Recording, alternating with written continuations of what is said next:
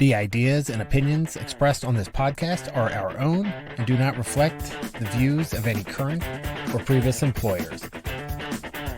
Welcome to the Construction Management Podcast. So, we were supposed to do a live event at Lost Rhino tomorrow to benefit Homemade of Northern Virginia. Unfortunately, Jason and I will not be there. The podcast will not be recorded from Lost Rhino tomorrow. I'm super sorry.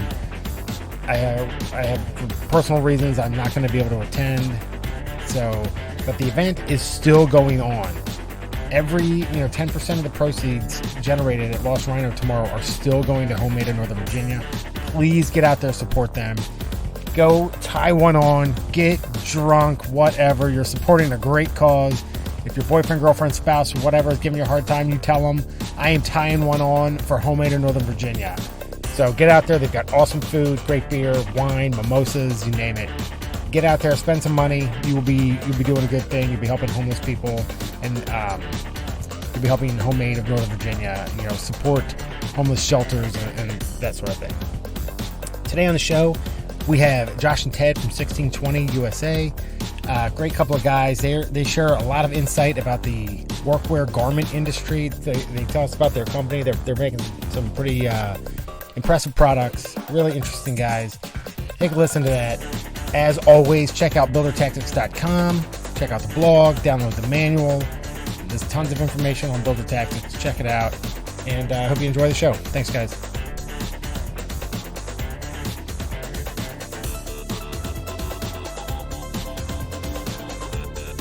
All right. Welcome to another episode of the Construction Management Podcast. God. Jason, how you doing today? I'm doing fabulous, sir. Absolutely nothing has gone wrong today. It's all been smooth. Oh my God. Everything is working properly. All of our technology. Nope. Yeah, the customers are working with us. We don't have much going on right now, fortunately, so that we could just kind of kick back and just let it happen. It's been really great. No, that sounds like a bunch of baloney. It is such a bunch of lies. So far. It is so frustrating, everything. And I feel like I'm at wit's end most of the time. Little side note, totally awesome. My wife just booked us a vacation. Impromptu. I haven't taken anything this year. We planned on going in. Where are we going? We aren't going anywhere. You're definitely not invited. What? You're a time thief. You're wrecking my life.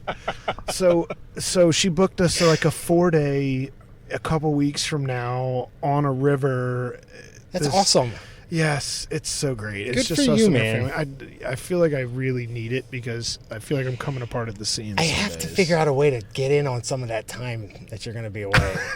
Got to steal some of my time off. This is exactly typical. I'm telling you, folks, Damien will find your time and steal 20 minutes of it, and occasionally cancel the time he penciled in 10 seconds before it's supposed to happen. That sounds right. So speaking of time, today we're super fortunate. We got Ted and Josh from 1620 Workwear with us. They're also super busy. They're making amazing products, American made, and we've got them on the show today. We were able to hold them down and get some time from them. Right. Guys, how are you doing today? What's up, guys? How are you? We're doing good. Awesome. It's hot here in New England. We got 105 on the heat index in Boston. So. Wow. Is that right? I gotta travel more. I always feel like New England is like 70. People are eating like clam chowder. Where in New England are you guys? We're like an hour north of Boston, a little seacoast town called Newburyport, and that's where our HQ is. We make a bunch of our gear here in Massachusetts as well. Cool. Hey, so let's talk about the company 1620, because what does 1620 mean? Is that like symbolic to you guys? Yeah, 1620 is actually the year that Pilgrims landed on Plymouth Rock.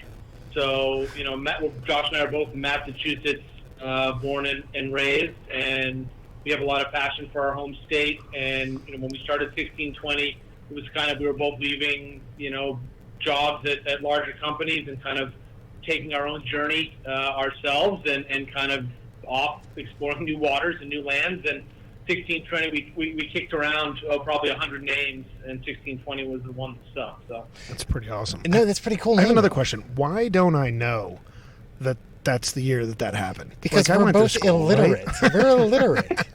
Like, I should probably, when you said that, I felt so stupid. I was like, I should probably know that. I did too. The first time I asked him, I was like, oh, Right. yeah, Oh, yeah, that's right. right. I heard that 1620. before. I learned that. That's a great name. I like Gonna it. blame your third grade teacher for that one. You're right. So tell us about the company, man. Tell us about the products you guys make and kind of your mission. For sure. We're really on a mission to kind of bring something premium into this category.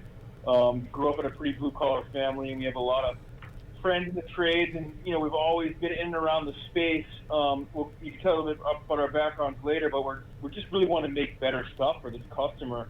It's, it exists in kind of every other aspect, right? It exists in footwear and tools and automobiles and everything in and around this guy's world, but he's still wearing the same kind of really devalued, low-angle cotton canvas stuff every day.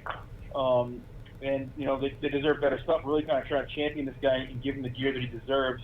And we want to make it here as well, too, in the States. So who's your target? Who's your customer? Now, right now, our customer is like 25 to 45-year-old man. We're only making stuff for men currently right now. Sexist. Skilled labor. We get a lot of requests from ladies here, though. That's skilled awesome. labor, guys who are looking for better work, where guys are unhappy with the stuff that they're wearing, Early on, we did a lot of roundtable. We went out to a lot of job sites, talked to a lot of guys. And you would just see so many workaround products, so much Patagonia, so much Arc'teryx, so much North Face, like so much stuff from the outdoor industry. Yeah. Being worn on the job site because guys just can't find stuff that's going to perform for them. They're dying in this duck cotton canvas stuff. It just doesn't breathe. Once you sweat it, it's soaked all day long. You can't move in it. It creates fatigue. So we just want to make, much better stuff. Yeah, no, that's it. And a lot of that stuff is so expensive that, and I don't want to say fragile, but I mean, the thought of buying like an Arc'teryx shirt or pair of pants and then wearing them to weld in is Right. like, Yeah, because it's not going to hold up. It's not going to hold Let's up. face it. I mean, when you use denim and canvas, like you said, we're talking about two products that have been around forever. Yeah, they do the job, and yes, you can tell when the guy's been wearing that same pair of pants for the last, 3 weeks straight. Yeah, and man. then they're worked and they're working through the knees or whatever. Right? Yeah, always. So how did you guys decide to land on workwear? I mean, I know you said you were like blue, you had like a blue collar background. Excuse me, but how did you? Where does that passion come from? Yeah, the passion comes from better products. Both Josh and I have, kind of product backgrounds. Josh was in hard goods and I was in soft goods. We both came from the snow sports industry, but I had spent five years living in mainland China, working in a garment factory there. Our main products were technical outdoor apparel for the outdoor industry. So Arc'teryx, ROF, Mammut, all these like high-end, real activity-specific running, cycling, hunting, fishing, lots of Gore-Tex, lots of things, and just really focused on technical. But the bread and butter of the business was workwear for the European market. Long before I even moved to China, Josh and I had talked about starting a business together, but we were early in our careers, not knowing kind of where we wanted to end up. After about the 4.5 years in China, Josh and I would kind of see each other at trade shows, and we kick around different business ideas for when we wanted to break away from our bosses, who we always had the dream of working for ourselves someday, and we're hungry, and workwear was just something that came up as Josh was wearing Carhartts at this kind of particular night that we were talking about it, and I said, well, geez, the workwear market in Europe is really focused on technical, solution-based, bringing fabrics from the alpine, snow sports, and outdoor, and really focusing on user benefit, not just making pants as cheap as possible and making stuff as cheap as possible.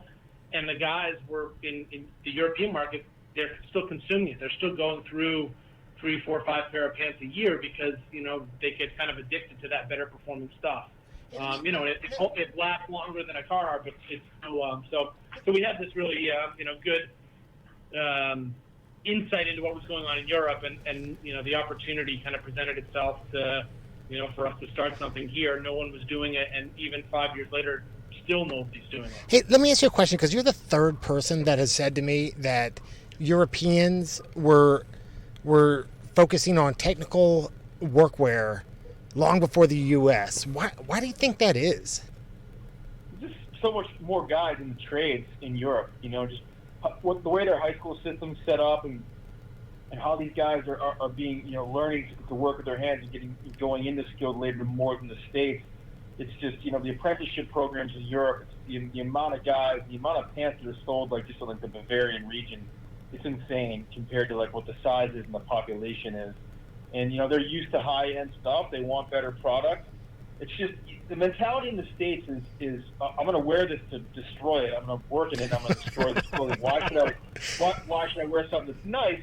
When they'll go to the 99, they'll spend $150 one night drinking and eating, but they won't spend that on a pair of pants because they go to work. Wow, that is so accurate. That is so right.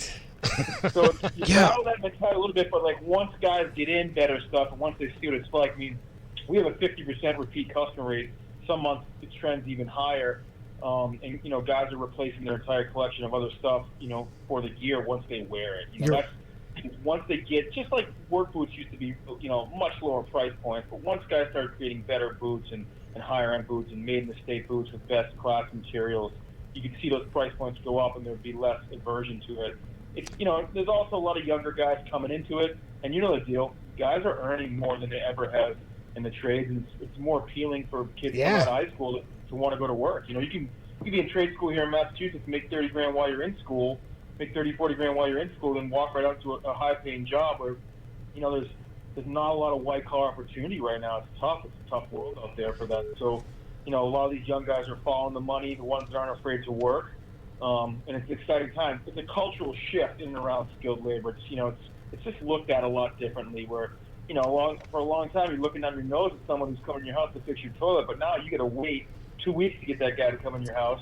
Not only you're paying him $150 an hour to do it. I was gonna say, now you're stroking him a check, and you're like, "Holy crap! The guy was here for 20 minutes and walked away with $500." Right. Yeah. Why is he wearing those shitty jeans? Wow. Yeah, that's cool. So why made in America? I mean, I know that's a big thing for you guys. Or how did you start manufacturing career in China and end up back in the United States making American-made goods? Yeah, I feel like a connection with China would be like a no-brainer. Yeah, it's an interesting, I would say it was an interesting journey. Like I said, Josh and myself, we had wanted to work together before I moved to China. And so, identifying what the opportunity was kind of like I had gone there. Literally, it was like I was living in a small town in Maine. I had my background was in the ski industry, which is, it's 9%, eating, drinking, and partying, and 10% work, which is fun. But I really wanted, I wanted more. I wanted to either go back to school or do something. And this opportunity in China kind of presented itself. It was a third-party factory making for the brand that I was working for. And, it was something that was like too interesting of an opportunity to pass up. And it's a world-class factory. It was called KTC, still in operation now and still kind of one of the leaders in the technical apparel industry. And, there's several reasons I think for Made in USA. One, when I moved back, when we were there, we were actually buying millions of yards of fabric from Polartec and from other American mills, which is, some of the best fabric in the world, shipping it to China, doing the cut and sew in China, and then shipping it back to the U.S. And so the carbon footprint there just never quite made sense to me. And, during my time over there, we just, I had discovered all these cool little fabric companies and knew that there was quite a bit of textile manufacturing here in the Massachusetts area. And it was, could we make it better here was the initial idea, right? In 2015, 2016, when we started kicking this idea around, we went and found a couple of factories here and we sourced some really nice fabrics. And, a lot of it comes down to the needlework and the history of this area, the sewing, is really based in and around tailoring. And so, if you can tailor a suit, it's kind of some of the most detailed workmanship out there. So, the people that we employed to start making our stuff were, professional suit makers. And so they, it transferred, really well over to, even though it's a more durable, different type of fabric, they were, they put the extra amount of effort and the fine finishing details in it that actually make it like a suit. You buy a suit and it lasts you 20 years, and we're putting those same type of manufacturing techniques into our pants. And then, I would say we didn't know in the beginning if we could do it here, but now I don't think we could do it anywhere else. And it's really been interesting in the last 6 to 9 months, I think, and certainly in the last 6 months, if we were making stuff overseas at our size, we would have been totally squeezed out. And, our factory, even though we had a little bit of a slowdown, we continue to work and we continue to deliver goods while, a lot of our competition struggled. And we were able to keep people employed and people that wanted to continue to work. So it's been, I would say a blessing, or certainly over the last 4 to 6 months, to really be able to have a supply chain that's not an angle that we thought we'd ever have to lean on, but certainly something that has worked out very well for us. And we certainly are in the forefront of that going forward. It's really cool. So tell us how people are going to find you and find your gear and learn about the stuff. I mean, you have a website, social media that they should reach out to? For sure. So our website's 1620usa.com. We're fully direct to consumer. The most of the magic is in the fabric that we use. Ted has created a yarn to finish fabric with industry leader Cordura, which is a NICO blend. It's proprietary fabric we developed ourselves that no one else is really using. We also use a 4-way stretch fabric called Tweed out of Fall River here in Massachusetts that's basically mainly used by special ops, military, and Nike. So 2 really high-end fabrics. And a lot of our secret sauce and the way we're able to guarantee our product for as long as we are, we're using just really best-in-class fabrics. And you're not going to find any other workwear brand doing that. It's too expensive, it's too cost-prohibitive. And again, if you've got a brand that's been selling $30 work pants for 100 years, you can't just switch over to a high-end, fabric and think your customers are going to spend more for it. So we've been premium from the beginning, and 1620usa.com and 1620usa on Instagram, the 2 places. And we're fully direct consumer, but we offer free size exchanges, and we want to make sure that everyone's satisfied with their stuff because you're buying work pants, sight unseen. But we've got a really great loyal customer base here, and at the end of the day, guys blow through stuff. 6 to 9 pairs of pants a year. They want something that's going to last and be more durable, and our stuff's definitely much more expensive, right? I mean, we start at $128 and we go all the way up to $274 for pants. We're really kind of focused on pants and trying to revolutionize pants because it's the thing you put on with your boots. You can't take them off all day long. They have a huge impact on your workday. Well, I'll tell you, I have a pair of your pants, and I probably shouldn't even say this, but I wore them 4 days in a row a while ago. Disgusting. I was like, and my wife noticed. She's like, "What are you doing?" 4 days. They're just comfortable. I mean, they're pants. They don't actually get dirty. They weren't dirty, so I was like... I think one of the stats you said earlier I thought was hilarious. You're right. Well, Americans will spend money, tons of money on food or like it would be nothing to drop $100 on beers for the evening. Oh yeah. But yet you mentioned $100 pair of work pants that you're literally going to use to make money for a living and to buy that beer. And you're like, what? Yeah, dude, I do that all the time. My wife is like, "You were cheap about the weirdest things." I could go out and have beers all night for that pair of pants. And the truth is, I mean, what are you going to get more out of, right? I mean, that's how you make your money. Yeah, that's how you make the money for the beer. It winds up being a really good value prop for the guy. I mean, it's an investment up front, but it's really just like a really good pair of boots. They're going to last longer. You spend less in the long run. And we have testimonial after testimonial of customers that have bought 3, 4, 5, 6 pairs of pants, and they're good for a long time. We have double knee pants that are in the field, whether it's a fabricator, a pipe fitter, a concrete, framer, which is one of the toughest jobs in gear. And these pants are in the field for 3 years, 3+ years, and we repair stuff free of charge. We offer a lifetime warranty, a lifetime of the garment. We'll make sure that these things stay in the field. And one thing no one really talks about in workwear is it's just extremely wasteful. It's probably the most wasteful clothing category in clothing. Right? I mean, these garments are made to be destroyed and thrown away, and no one's doing anything sustainable with workwear at all. Hey, what kind of repairs have you guys had to make? you name it. I mean, we've seen some pretty crazy shit, right, Ted? I mean, we've been able, because of our size, we've seen some things early on. We had the cross blew out in the first couple of rounds of pants on a few of them, and we adjusted the pattern and kind of push that into future production, and we haven't had problems with crotches in 2 years. And so certain things. That's good. Yeah. Don't want a crotch problem.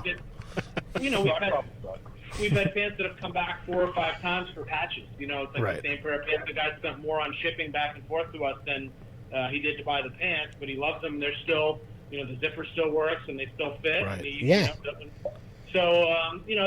it's some holes, but you get what you pay for Yeah. sure. But it's funny. Mil-spec YKK buttons, mil-spec YKK zippers, and best-in-class fabrics. I mean, we're in our opinion, in our humble opinion, what we get a lot of editors and some third-party affirmation is agreeing. We're making the best pants. Gotcha. And it's because we use the best stuff. It's funny because I do a lot of projects.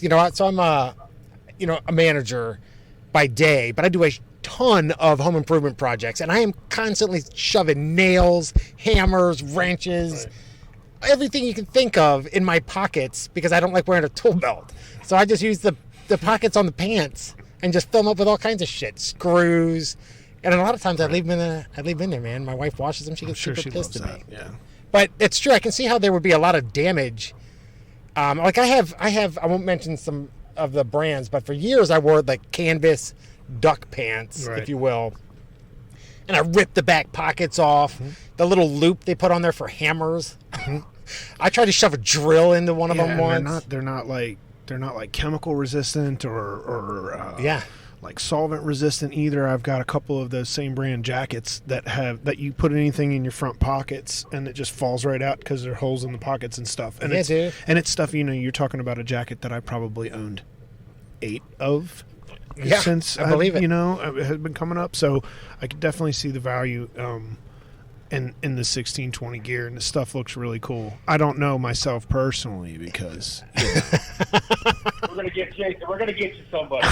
We sell to real guys. That's all really who we sell to. And once someone who really needs a better pair of pants wears our pants, they're not gonna wear anything else. It's gonna be tough to go back.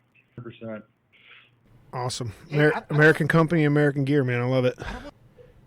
One thing we're trying to really get out there is that we've got an amazing hoodie product that's like been a big hit for us in terms of like uniform stuff, B2B.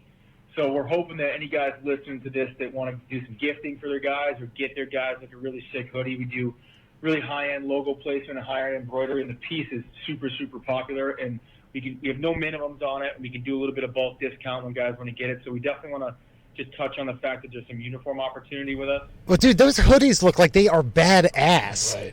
Yeah, that thing's got a cult following for sure. For sure. Carolina, 100% U.S. Everything in our entire product line is 100% U.S. Fabric, trims, everything. So, which is not easy to do. Like a lot of people say U.S. made. It's not easy to do. We've worked our ass off to have a really good supply chain. It's fantastic. Dude, I think it's badass that everything is U.S. made. Especially, and I don't want to get all preachy or political or whatever, but China spread their freaking disease around the world, and it just pisses me off, and I don't want to buy anything made in China. And I look at your gear, and I'm like 100% American made. I am on board. I like it. Yeah. So... Sure. We got a good fall, and there's a lot of people that they want to support American made with their dollars. It's big in footwear, it's big in tools, and around the space. And listen, you can't bag on Carhartt because they've made more garments in America than any brand other than probably Levi's in the history of the country. Is Carhartt American made? The Walmart mentality is just it's fucked up. What people think things are worth. If you can buy a $3 T-shirt, it's not bad. It's really skewed what people want to spend and what they think they have to spend. It's screwed up consumer mentality where, you want to pay good money because it's going to support livable wages. It's going to support people, building the clothing that you're buying. And working guys understand that. They really do. True. You know what's funny? Jason has mentioned a couple of times in the past that Amazon has ruined consumers. Has ruined everything. Because... Like if you buy something from Amazon and it's wrong, you just change your mind. You're like, oh, I don't want this shit. You can just send it back. They give you your money back. Right. Whereas, if there's no customer service involved in that, but it skews customer service. What you guys are actually talking about is real customer service, where you stand by your products. Yeah. And yeah, exactly. That's that, and I do stand by that. I'm fairly certain that service that you just mentioned that I use every single day, just about, is wrecking our like sense of what quality things can be. I think it is. Right. You know, because you changed your mind is not a reason to return something. Right. Dude, those hoodies they look badass. Fantastic. Yeah. You know, because I got to tell you, when I'm working with my hands and shit, I always have a hoodie on, and I ruin them because you know they're. As soon as it gets cold out, that's the only thing I wear when I'm not at work. Yeah, It's dude. like is a hoodie of Yeah, some so kind. you guys said your pants were your best seller. I would have assumed it was the hoodies. You started with pants, though, right? Yeah, I mean, the hoodie was something we launched with the hoodie, and we really focused on, telling the pants story. When we built the brand, started to do the initial outreach and the initial launch, the end of 2016 was pants focused. And the hoodie's always been in our collection, but it was kind of on the back burner. And then, once we started to get some uniform orders and started to get some pieces out there, and it takes a couple of winters, right? Pants, guys are wearing pants year round. People in the Northeast are wearing hoodies 6 months a year. So it's like it takes a couple of years for that momentum to build up on that piece. But it's been certainly in the last 12 months, it's really ramped up. But yeah, I mean, pants you guys are talking about, owning several hoodies.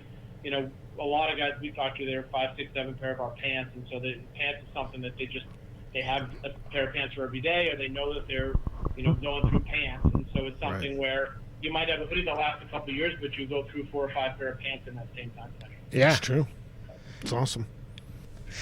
Anyway, hey, guys, thank you so much for coming on the show today. We love your brand. We love the company. We love American Made. Jason and I don't know if you know this about us, but we're both American Made as well. American made. It's a fact. It's a fact. We're also both we're also both veterans, so that's a message and a company that we can just get behind. Right. So, hey, one more time, where can we find your gear? We appreciate it. Thanks for having us on, guys. You can find our gear at www.1620usa.com. It's 1620usa.com. If you sign up for our email newsletter, you get 15% off your first purchase. Our social media is 1620 Workwear on Facebook and 1620USA on Instagram. Awesome. And check us out. We really stand behind everything we make. We guarantee you buy a pair of our pants, you're gonna be pretty happy. That's awesome, guys. That's Thank you so awesome. much for coming on. I appreciate it. All right, thanks for listening to the show today, guys. I'm sure you found it super interesting. I know Jason and I did. Check out buildertactics.com. Read the blogs, all kinds of information on there. Download the manual. It goes to support the show. And until next time, we'll see you guys.